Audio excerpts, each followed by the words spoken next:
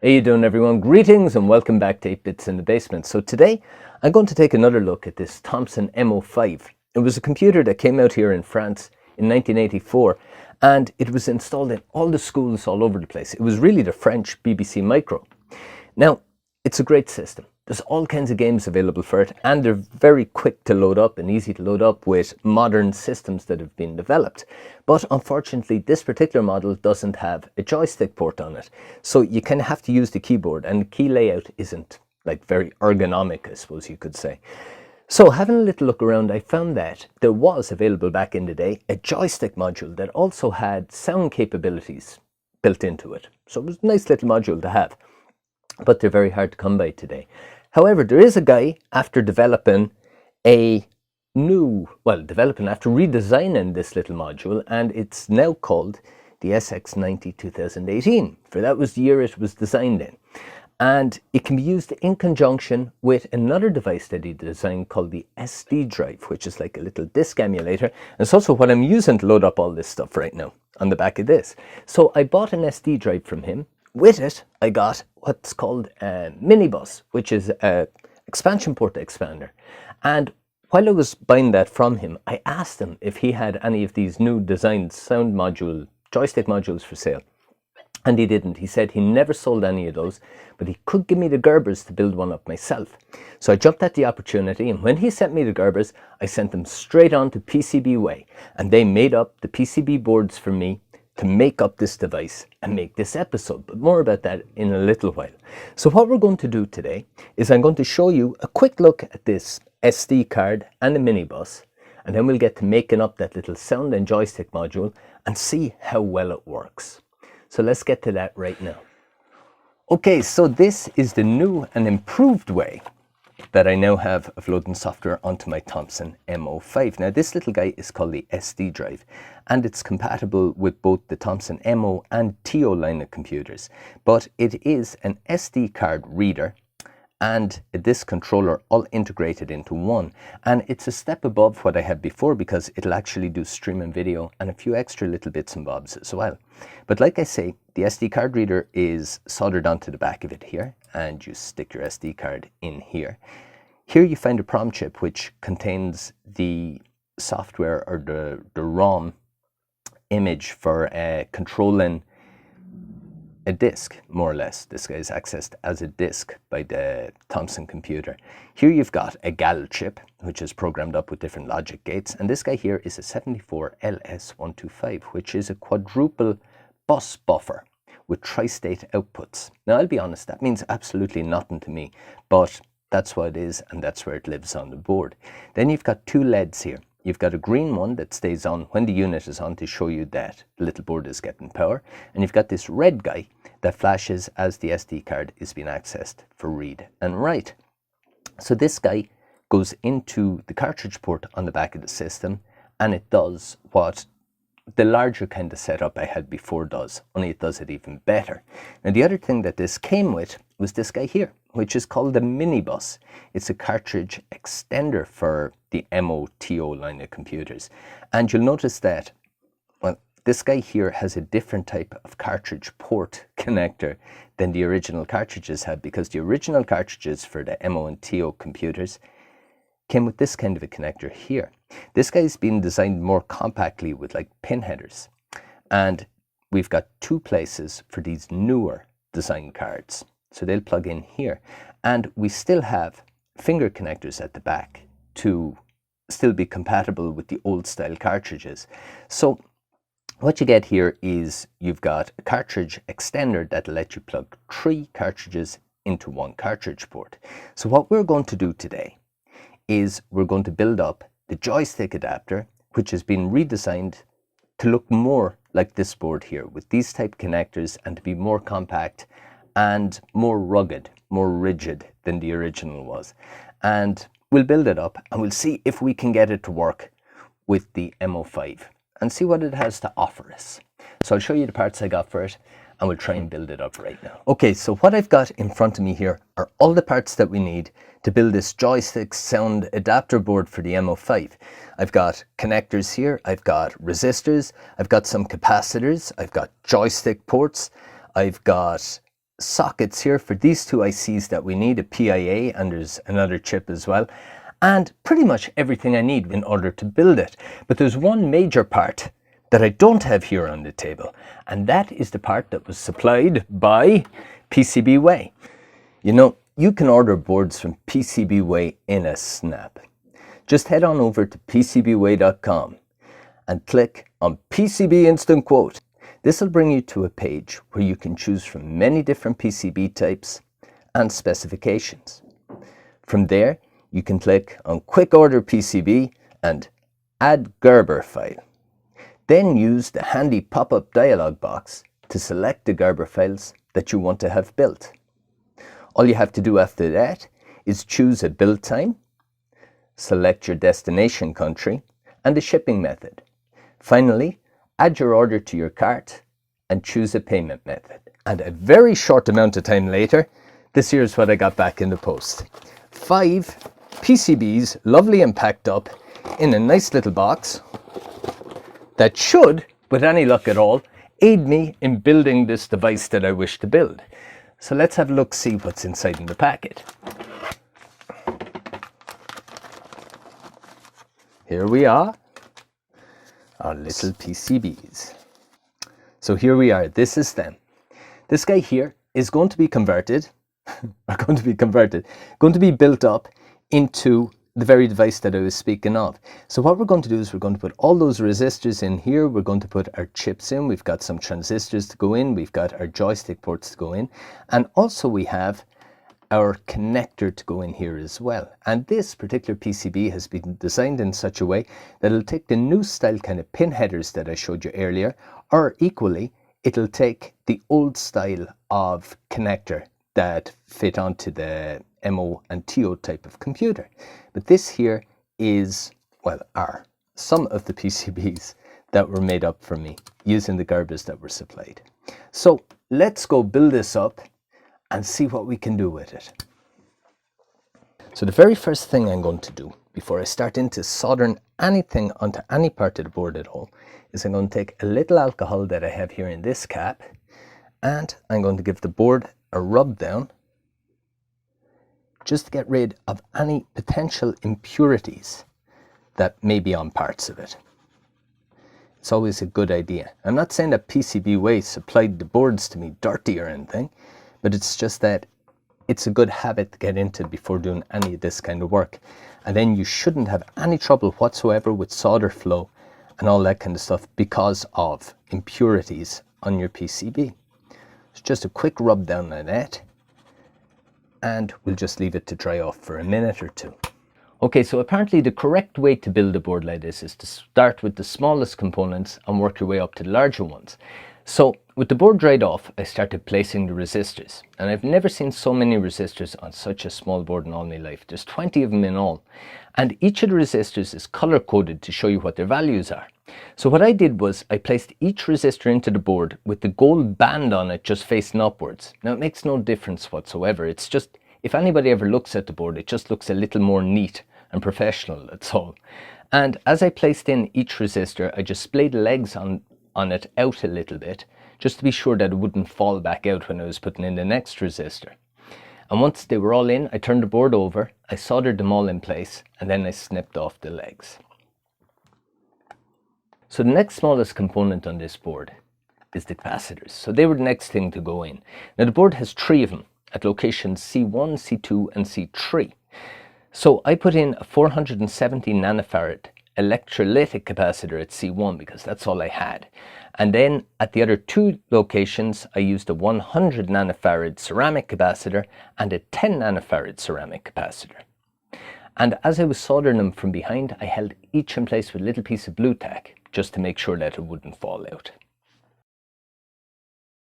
Okay, so I had the resistors placed, I had the capacitors placed. The next thing to go in by order of size are the 2 transistors. Now they go in pretty much the same way as you would solder in a capacitor, only you need to be careful of the orientation on it. You see, a transistor has 1 flat side and 1 round side, and you can see it clearly marked on the board. So just make sure to pop those in the way they should go according to the diagram on the board, and then flip the board over and solder them from the back.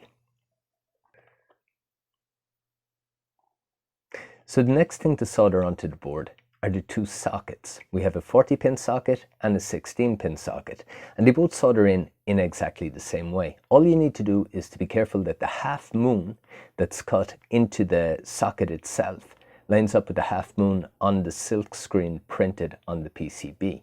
One other thing to be careful of is that none of the legs are bent on the socket as you push it into the PCB. Make sure that all the legs go through each of the holes there to go through, then turn over the PCB, then you can solder in all the pins from behind.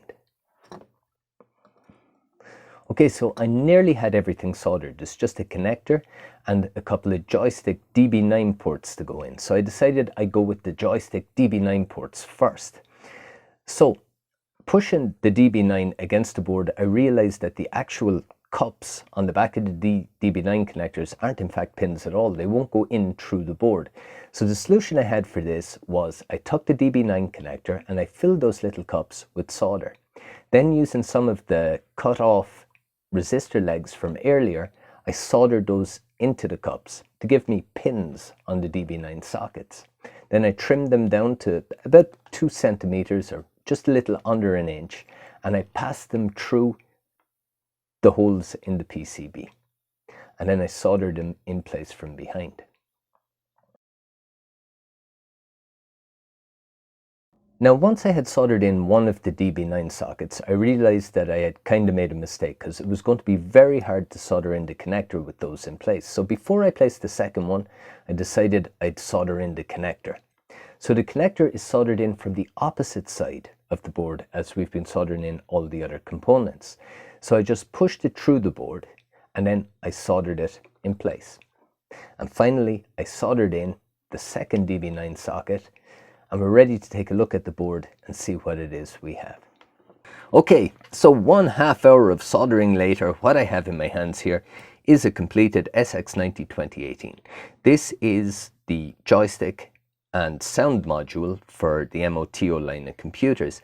And if I were to do anything different on the build of this, well, the one thing I would do different is in placing these resistors. What I did was, you saw I splayed out the legs, but I splayed them out kind of too far, and then when I applied solder I ended up with kind of messy kind of bodges of solder here at the back. What I really should have done was held them down with tape or with a bit of blue tack, and when I went solder them, have them more kind of pointing up the way. It would have worked out better, but really it shouldn't make a difference. But anyway, the way this board works is it uses 2 chips. It's up here, it's got a 6821, which is a PIA chip, or a peripheral interface adapter, for the 6800 line of processors. So that's this guy here, and this will allow external devices to communicate with the processor inside the MO5. So that is directly connected to these 2 joystick ports. So any joystick input is fed to the PIA, which is then directed back to the CPU through these pins, and that's how we read joystick. Now the second chip that's used is a MC14050, which is a hex inverter buffer, and that's this guy right here. And this is controlling sound, more or less. That's what it's doing.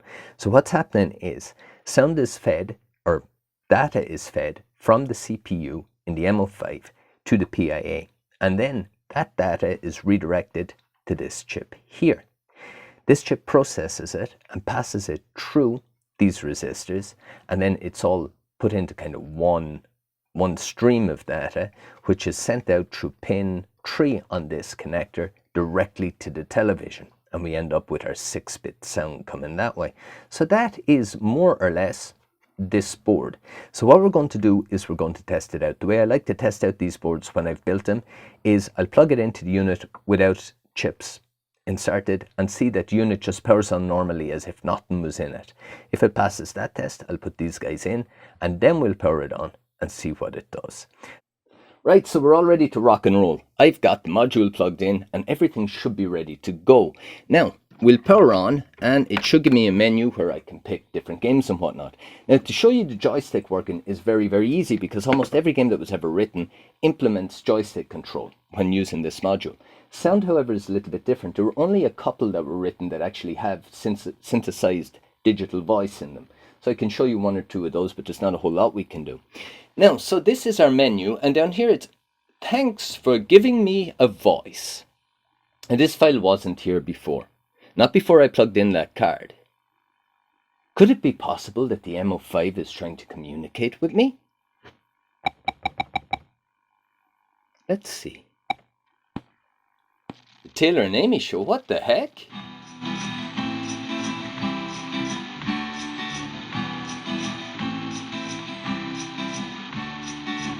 Now the sound card's installed on this glorious day, thanks to Mr. 8-Bits in the basement. Hooray, now we plug in a joystick and have a great time. Check my processor rocking at 6809. 'Cause I'm a Thompson MO5. I'm a Thompson MO5.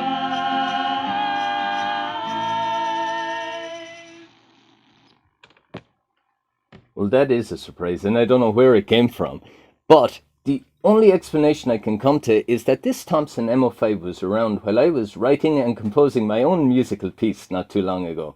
And I'm sure it could hear me and said, no way. And got in contact with the Taylor and Amy show and asked them to please, please, please write and perform something wonderful so that I can demonstrate my SX90-2018 sound card for you all. Because if it let me do it, I'm sure everybody would unsubscribe. So a huge thank you to Taylor and Amy for that. And you'll find a link to their channel right here. Check them out. You'll be very, very glad you did. So we'll move on and we'll have a look at some joystick games. Okay, so the system's powered back on. And what we're going to do is we're going to have a little look at the SDDrive itself. Also at the joystick functionality. And I told you that I managed to get this guy to kind of work in some way finally to find a use for it. So I'll show you that too. But what we will start with is this guy here. So to show you the joystick working, I decided to pick Super Tennis. And there's two reasons for that. Number one, it will verify all the joystick directions and the fire button. But not only that, it also has some digitized voice on it. So if we can manage to get it started here. So what we'll do is we'll set up a simple little game, just a one-player game as a beginner, and just one set to play, and it doesn't matter what we call ourselves, or the computer doesn't matter. And we'll connect manette here, which is our joystick to play with.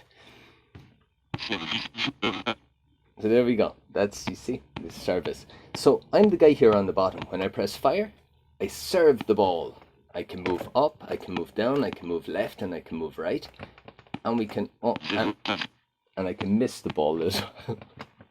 So there we go. But the other thing that's nice about this, and I've tried it already, is you can play in two-player.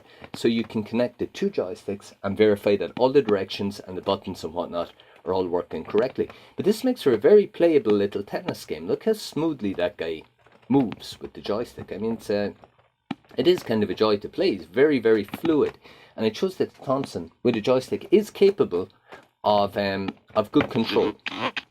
But there you go. So that's pretty much this game, and I'm not all that great at it, but what we'll do is I'll show you another one. I'll just unplug this and I will power it back up, and we'll go down to Wizball here for it, just to try that one. So Wizball is a game that can only be played with the joystick on this system. There's one or two others as well. Arkanoid is another example of one that you have to have a joystick to play with, and for some reason they made the ball look like really drunk or something in this screen, which is strange, but there you go. So I'm sure many of you have played this game before. It's a classic on many systems, and I remember playing an awful lot of it on the Commodore 64. But this version is the same. We're using our joystick to shoot in directions, and we can control the level of spin on the little Wizball guy with our left and right joystick controls. Now the further on you get through the level, you can pick different options up here so that you can control the ball a little more easily and whatnot without bouncing around all over the place all the time and getting killed like that. But it shows that the joystick is working properly, and also you heard the digitized music in game there. So what we'll do is I'm going to show you what I found with this cartridge that I discovered. So we'll power down. We will plug in our cartridge here and we power back on. Now, quite by accident, I discovered this guy. There is a program in here called MO5 Chargeur, which is a MO5 loader, and you have to have this little expansion memory module in order to be able to use it. So what's happening is we pick that and it loads up a little menu with all different programs and games that we can try. And Miner 2049er is one that drew me as soon as I saw it. So I pressed J in order to get it to load up onto the cartridge here. Now, if you try and load it without the cartridge in the machine, you're just brought back to a blue screen. You're not brought to this at all. So this game is a classic as well. We press a key, and here I have to select how many players I want. So one player, yeah, that's what I want. One player, I think that's right. There we go. I'm not sure what this is about. I suppose level of difficulty, we'll pick 2. Now, so here's Miner 2049er that won't work without this cartridge, and there's many other programs too.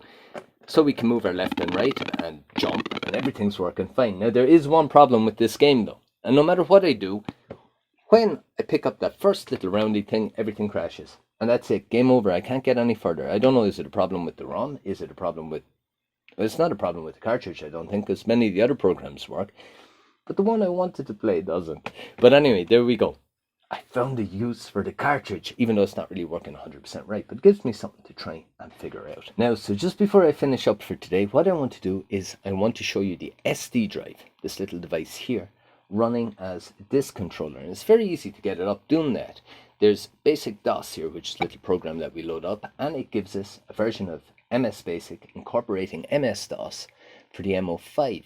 And from here we can mount disks. We can remove disks, we can format them, we can load files from them, we can save files to them. You can do everything that you would do with a real disk. And it's not all that hard to use, because I haven't actually researched this a whole lot because I was doing my sound module and all. But I managed to write programs and throw them onto the disk here and load them back, no trouble at all. So I'm after making 2 little test ones here, and I load up the dumb one here just to show you. There we go. So once it's up, we can list the program, same as before, and we can run it. So there you go. That's going to count to 10 million. But the thing is, this is a great way of using the system if you want to write your own programs, if you want to fool around with it, if you have some old programs from way back that you had written before for this system or whatever, because you're not limited to like old media that's failing, or you're not limited to having to have a tape recorder plugged into it or whatever. You can have this little guy here. You can get programs from the internet even, save them onto SD card, load them up this way. It's a great little device that way, to use it that way. Now, me personally, I'm not going to be using it that way. I'm only using it for games and stuff like that, to be honest. But I thought it's nice to know about its primary role, really. But there you go. That's pretty much it for today's episode, I'm afraid. So a huge thank you once more to Taylor and Amy from the Taylor and Amy Show for that song that they wrote and performed especially well for this episode. So many thanks to you guys. And I'm going to leave you with one little joke that I kind of made up myself at work, and it's really bad. Usually I pretend they're like, we know they're bad, but I pretend they're kind of good, but this one really is bad. So Obi-Wan and Luke were on the Millennium Falcon, and well, C-3PO and all them were playing that, you know, that hologram game thing. And Obi-Wan looked over and he saw an arcade cabinet, and he said, "Oh, I'm going to have a game of Tusken Raiders." And Luke said to him, "But surely you mean Space Invaders?" And Obi-Wan looked at him and said, "No, when your father turned to the dark side, he became more machine than man, and the last time they tried to install a part in them, they found that there was no more space in Vader." You won't find that joke anywhere else, and for very good reason. Anyway, guys, until the next episode, stay retro. That's the thing, yeah. And we'll talk to you all very soon, okay? See ya. Bye-bye.